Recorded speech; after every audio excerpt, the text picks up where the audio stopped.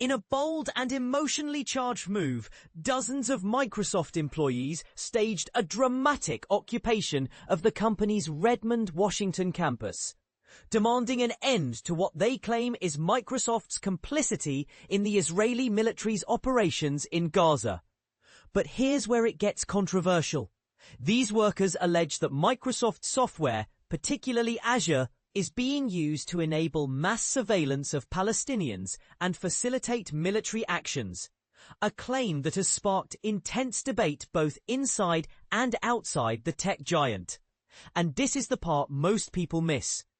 The protest comes on the heels of revelations that Israel's Unit 8200 has been storing vast amounts of Palestinian phone call data on Microsoft's cloud services, raising alarming questions about corporate responsibility in conflict zones.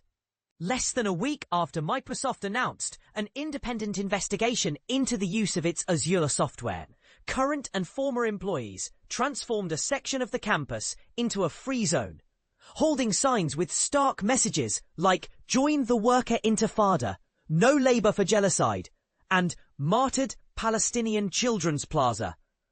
Organized by the group No Azure for Genocide, the protest demanded that Microsoft divest from Israel entirely. This isn't the first time employees have spoken out.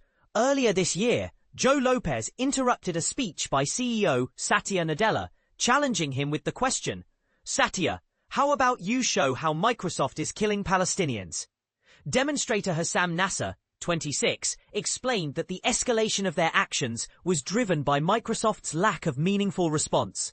For Nasser, the issue became deeply personal after the targeted killing of Al Jazeera journalist Anas al-Sharif by the Israel Defense Forces, IDF, earlier this month. "I watched him report on Gaza relentlessly, through starvation, extermination campaigns and bombing," Nasser said.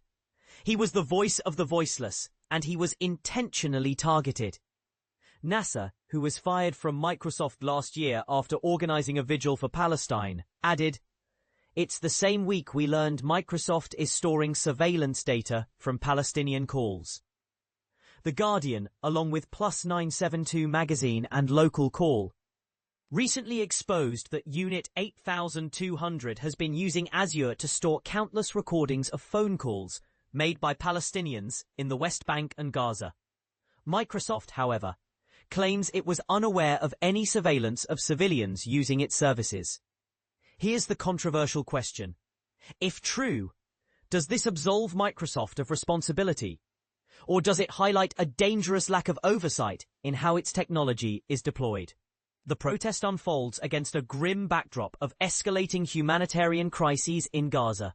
The UN has issued dire warnings of widespread starvation, malnutrition, and disease, while the Gaza Health Ministry estimates that at least 62,000 Palestinians have been killed since the IDF's operations began following Hamas's October 7th attacks.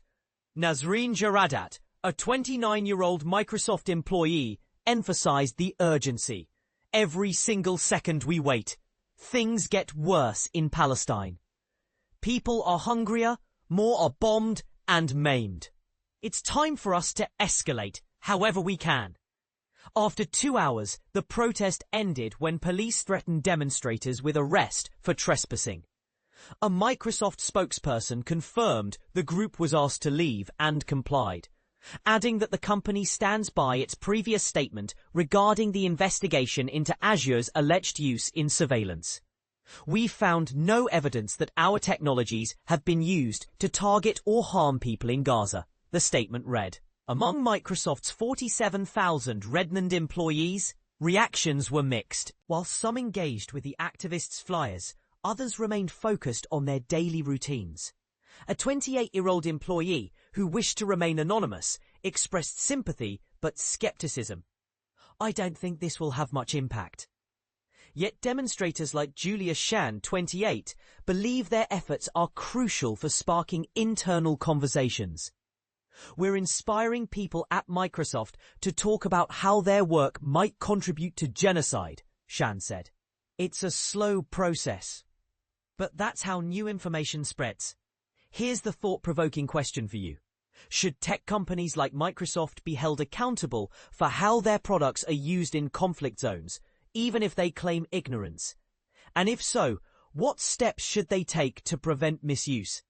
Share your thoughts in the comments. This is a conversation that demands diverse perspectives.